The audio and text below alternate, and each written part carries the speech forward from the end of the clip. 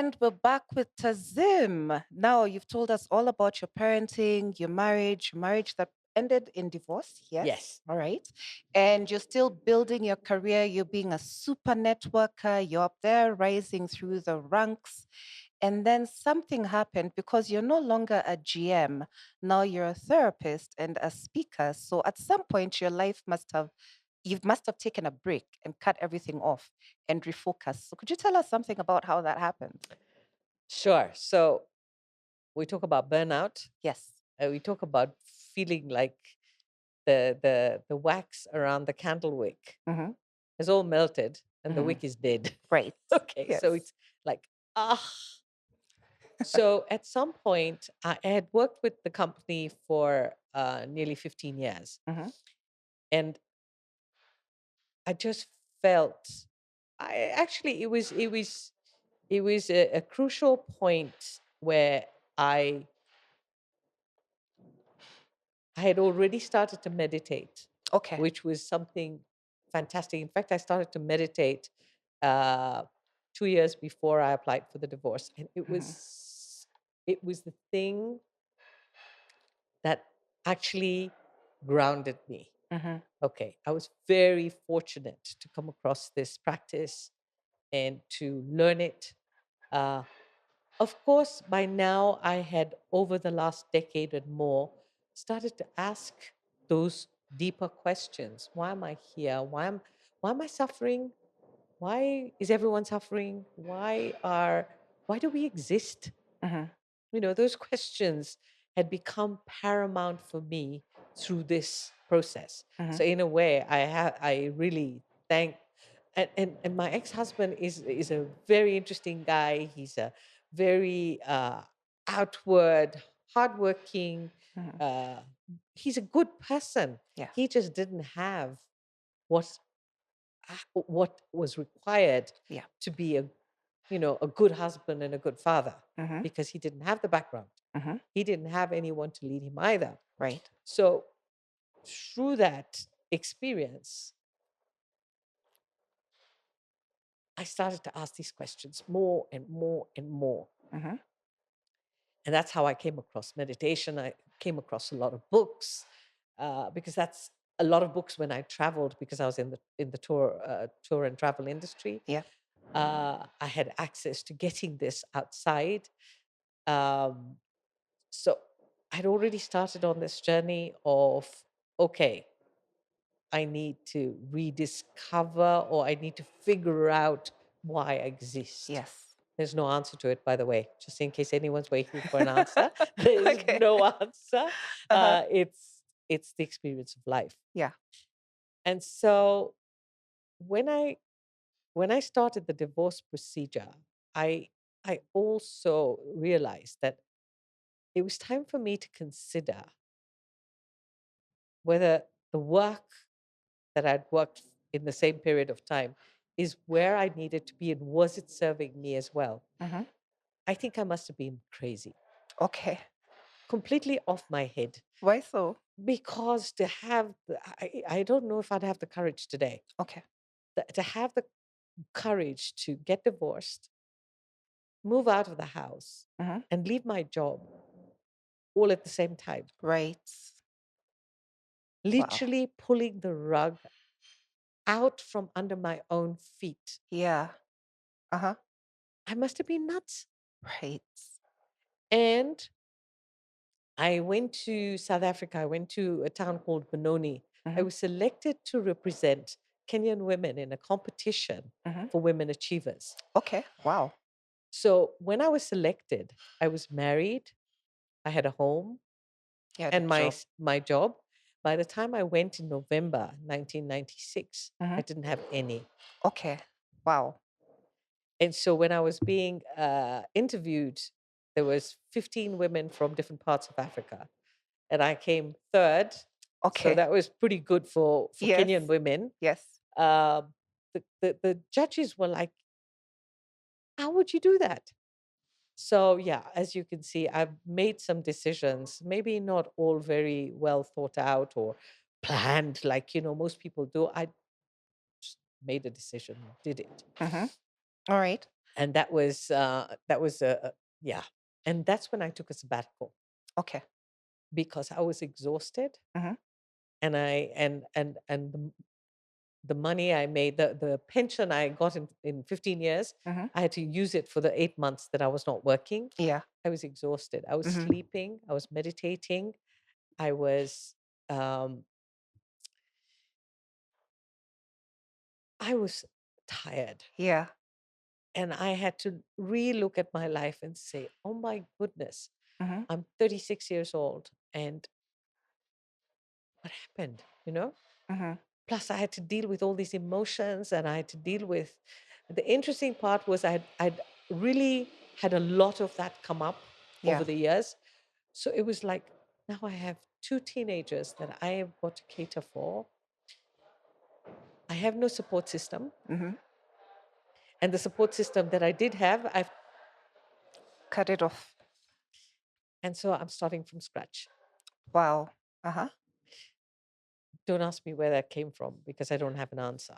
Okay. It's just like, even now when I'm talking about it, it's like, what? You know? I get it. I get it. Yeah. Uh-huh. So following that, I took the 8 months off. I rested a lot. Mhm. And then I think around 6 months, 5, 6 months, I started to look for work. Okay. I was so sure I would Yes. find something. It wasn't Uh-huh. so simple Okay. Okay. because I was one of those women that was out there, that was bold, Mhm. that was challenging, Mhm. that didn't take nonsense. Right. And those are not the type of women that most people want to deal with. True. True. True. They want to deal with the mold they know. Yes. And ultimately, I was very fortunate that I met with the general manager of the Hilton, Mhm. because my office had been in the Hilton for all those years. And he was one of the most amazing guys I have ever known in my life. Mhm. Uh, so was, the company I worked for. The boss was amazing. I learned so much. Honestly, I was very fortunate to learn so much. Right.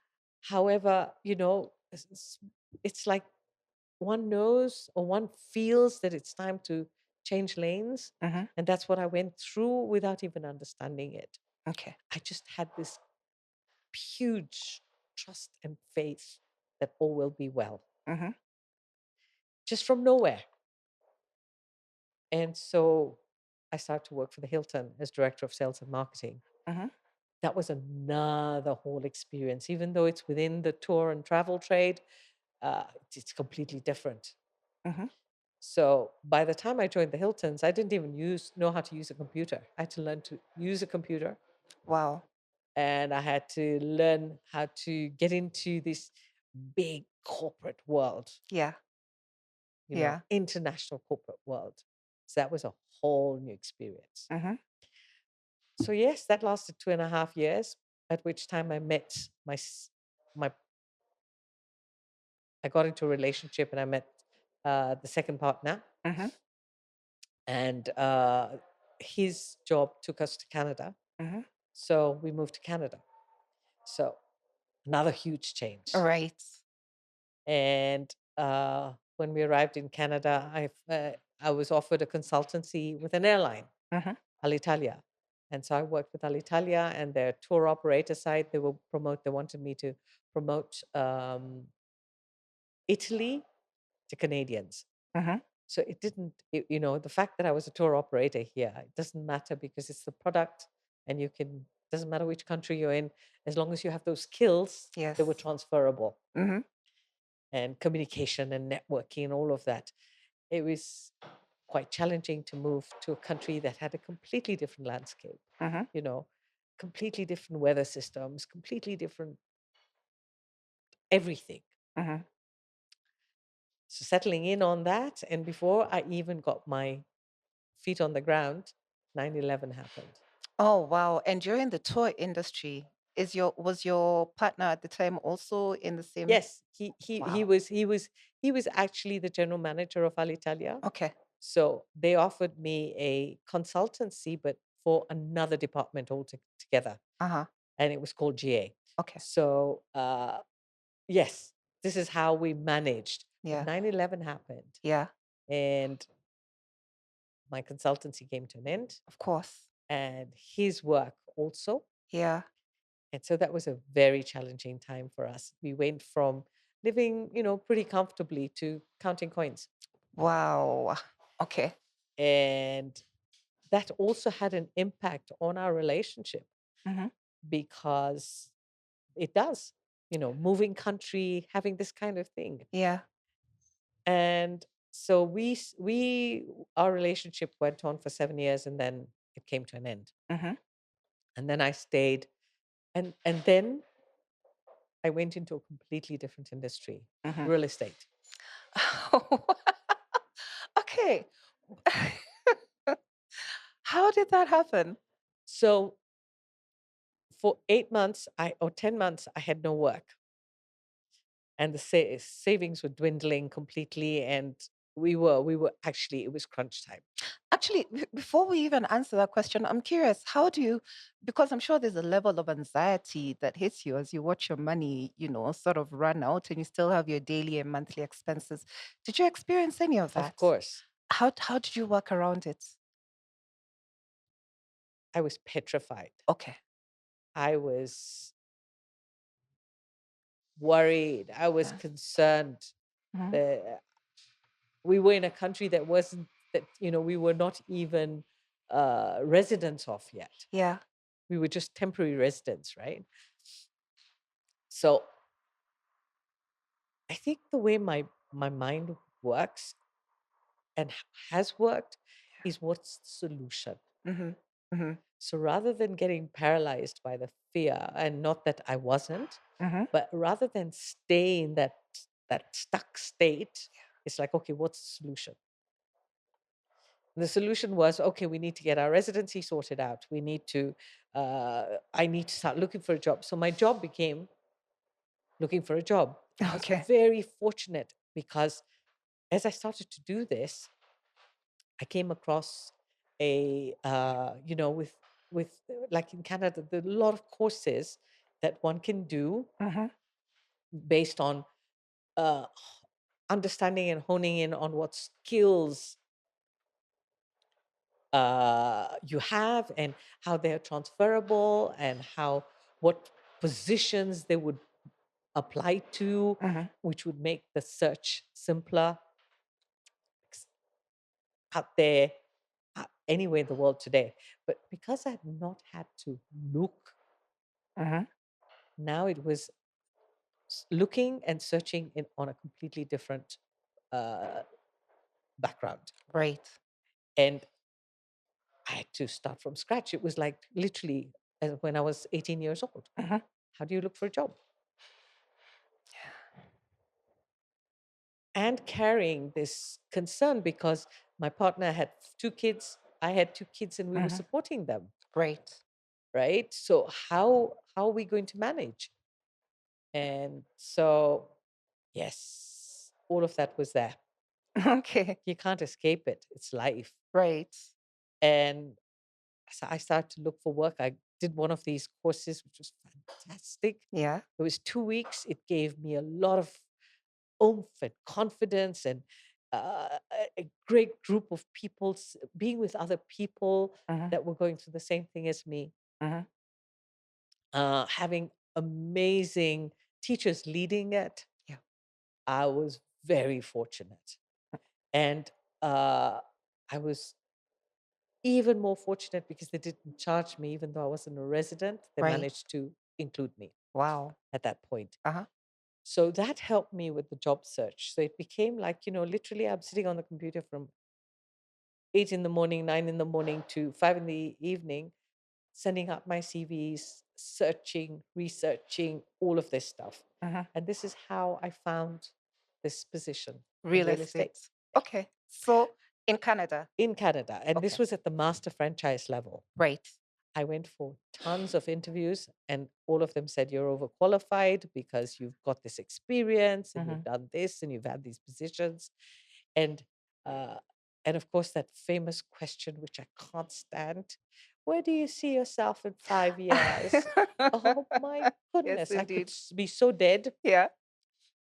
I mean, I don't, that question doesn't work for me. Yeah. And so I'd say, oh, possibly in your position. Uh-huh. That didn't go down well. So I'm very honest, right? Uh-huh. And so that didn't go down too well. Mhm. So tons of interviews. Finally, I got this position, and I was with the organization for about 6 years Mhm. at the master franchise, and I had to start from zero, huh? Right, because you haven't sold real estate before. No, and I wasn't selling. Yeah. Um, being the master franchise office Mhm. means that we had 210 franchises Wow. and 4,000 agents Canada wide that we took care of. And we Mhm. were 15 people at the head office that Mhm. took care of this entire operation. Okay. So my position would be to manage uh, referrals, to manage support, to manage customer service, to manage. And Okay. this is many roles as a single person. So Right. everybody was multitasking. Yeah. And so that was another whole new experience. I went from having a corner office Mhm. to a desk Ah. Yes. and none of the fluff. Yes. Uh, and I remember when my daughter came to visit me at the office, she went home and she cried. She says, "What has my mother been reduced to?" I see. Yes. So it wasn't a reduction, it was just life, Yeah. right? Mhm. But the way she was so used to seeing me, you see Mhm. that. And so not only that, during that time, then we had home office options. So I ended up working from home many days a week. Okay. Like I'd go to the office Monday and Tuesday, and then I'd come home with my laptop and the phone, and calls would be forwarded, and I'd be at home from Wednesday to the following Monday. Mhm. And the Monday and Tuesday I was at the office, everything was done on email and the phone. So I had no people contact. And I started really, kind of shutting in. Mhm. And so at one point I said, I can't go on like this. I need people contact. Mhm. So my daughter was working at a restaurant very near the house. And I said, please go and talk to your boss and ask if I can have two shifts. Oh, wow. And she said, you're completely mad. Yes, I would too. And I said, no, just two shifts. If I can work 2, 3 hours, Mhm. 2 hours or 3 hours midweek, and then maybe on the weekend, it'll just help me, be with people. I'm Yeah. in a cafeteria. Yeah. Finally, I managed to convince her, and she says, but I'm not working with you. Yes. And Mhm. so I worked two shifts Okay. as a waitress. Wow. And then I was made into a supervisor manager very quickly. Mhm. Uh, it was fantastic Right. because I was working with these young people, customers would come. One of my best friends today is Mhm. someone I met at that coffee shop. Mhm. And he is a Canadian that lived in Mali and then has now moved to Ivory Coast. And I went and visited him in Mali. He came and visited me in Kenya. Mhm. So that's where I met him. Okay. But I'm thinking about the incredible mind shift because I find that human beings we are attached to our titles and our job excuse me positions. So if I am a CEO right now, then I'll walk around this planet feeling and acting like a CEO until the position is yanked away from me. And it takes a great deal of refocusing your mind to sort of figure out no, I am not a title. I am a person. And maybe the opportunities I should pursue are the opportunities that bring me joy, like you with the waitressing job. It gave you joy to be around people. And I suppose it taught you new things. But how do you reframe? How do you detach yourself from what you do to become who you are so that you can reach your passions? So because my life has been more about what is each situation here to teach me? Okay. It is not about, yeah, having the position. Of Mm-hmm. course, I went through the phase of being arrogant and jinga, like you're talking about, Yeah. this idea of titles and Yeah. carrying and Mm-hmm. feeling so special and so important and all of that, especially considering what I'd been through. Then you do go through that. Yeah. And I remember at one point I actually got to a stage where I looked at myself in the mirror and said, I don't like you. You have all these airs and graces. Mm-hmm. And where is that going to take you? Yeah. Right? So it was important for me to make sure that I didn't forget that this everything is temporary. Mm-hmm. And I had, with the meditation, with the books I was reading, with and I'm not a course junkie. You know how you have the workshop junkies? Yes. I think I'm turning Goodness. into one of those, but Are you turning into okay. one of those? Be aware. Yes. I wasn't one of those. Mm-hmm. I wanted to learn, but I wanted to learn through my experience Yeah.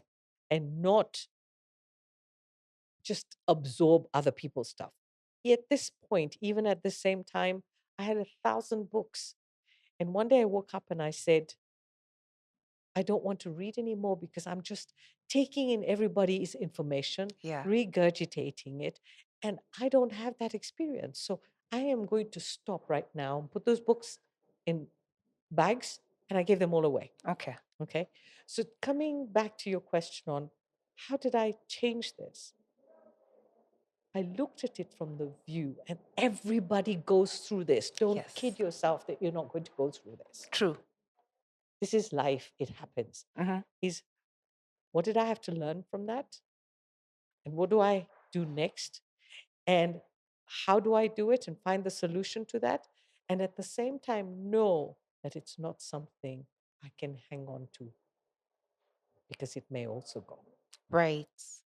Yeah. So, our biggest issue as human beings is the fact that we really get attached. Yes. We get attached to the titles, to the roles, Mm-hmm. to the identities, to the part we're playing, To the partners. to the house, to the Mm-hmm. partner, to Mm-hmm. the clothes, Yeah. to the car, to all of this. None of it is permanent. Mm-hmm. And that doesn't make it easier. Mm-hmm. That's true. Doesn't make it easier. Yeah. Even if you have an idea about it, the fact is that it doesn't make it easier. And then I have also done Vipassana, Okay. the 10 days of silence. Yes. And in that 10 days, I've done over, I think I've done a dozen courses in the last 13 years. Mm-hmm. So that became more of my life. Front end, I had to work, have a job, make money, carry the guilt that uh, I got divorced. I put my kids through all of this, the guilt, the doubt, all of that was still happening while I was working through all of it. Yeah. Okay. And still pursuing this spiritual part of my life. Mm-hmm. And through these courses, you learn nothing is permanent. Mm-hmm. Everything is temporary. So that was very helpful. Although I did this in the last 13 years, I already knew about it. Mm-hmm. Um, and so, yeah, it's Okay. it's it's not been easy. However, uh, that's the way it panned out. Right. And then after 6.5 years, it was like 6 years. I knew the job was coming to an end because we got a new CEO, and he didn't like women particularly, and he didn't. Him and I didn't Get along. not get along. It was it just wasn't working, Okay. and I wasn't the only one. Okay. So I knew it was coming to an end, Mm-hmm. and I was like, I booked my first Vipassana in Canada Mm-hmm. in June of 2008 for December. Okay.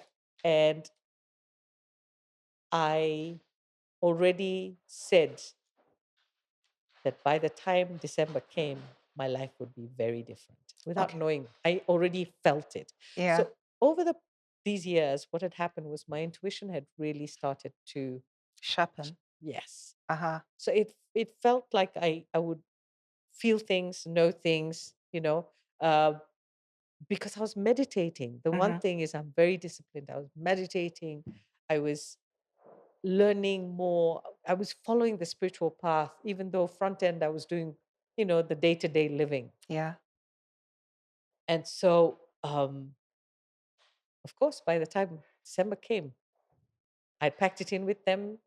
Um, I had made a decision to come back home. Okay. My aunt was going through cancer at that point, and I'd made the decision that I would go and spend a month with her before I came back. So all of this was happening when I went and did my first Vipassana. Mhm. And I had no idea what I was coming home to or what was going to happen to my life. Mhm. Again, that faith and trust.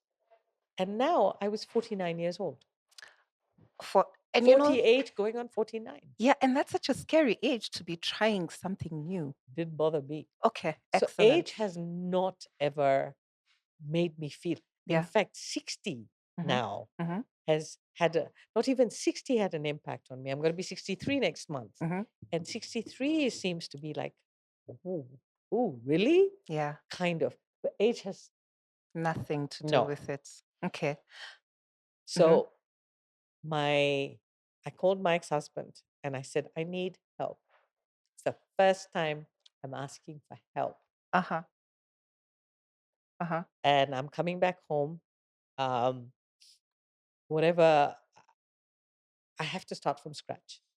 And I need a place to stay, I need a car, and I need help for 6 months. Mhm. And it was the first time in my life, really, that I'm asking for help and asking for help from the Yeah. father of my children. Yeah. And honestly, he was amazing. Oh, that's nice to hear. He was amazing. He Mhm. supported me through it. Uh, and he still has unresolved issues with our divorce Yeah. till today. Mhm. But he supported me. Okay. Okay. And I landed. I had no idea what I was going to do. People in the tourist industry started to contact me. And I said, I'm not going back to that industry. Mhm. I didn't know what I was going to do. And 2 weeks after I landed, the first interview I had with Kobe Kihara at Citizen, Yes. and I started to talk about change, progressive change, about how we as Kenyans need to look at value systems, how we Mhm. need to learn to communicate more effectively, how we need to consider the kind of leadership we're operating on. And all this stuff just Mhm. started to come. And then I was interviewed by Jackie Tom at Drum, Yes. and then it was every newspaper, every magazine, every uh, news agency, Mhm. radio. And it just, Took off. That's and I amazing. was like, what is this? Mhm. And then I created this whole array of diverse offerings Mhm. from leadership to talk therapy Mhm. to talking publicly about things that we needed to move in another direction. Mhm. And this is how I am here today. And then in 2016, end of 2015 to 2017, yes, 2016, 2018, I studied. That's when I learned hypnotherapy and regression therapy to Right. add amazing tools, life changing tools Mhm. to this diverse offering. Uh, and here I am today Okay. speaking with you. Excellent. So we'll be back in a minute with more from Tazim's extremely inspiring stories. So hit that notification button and don't forget to subscribe and share.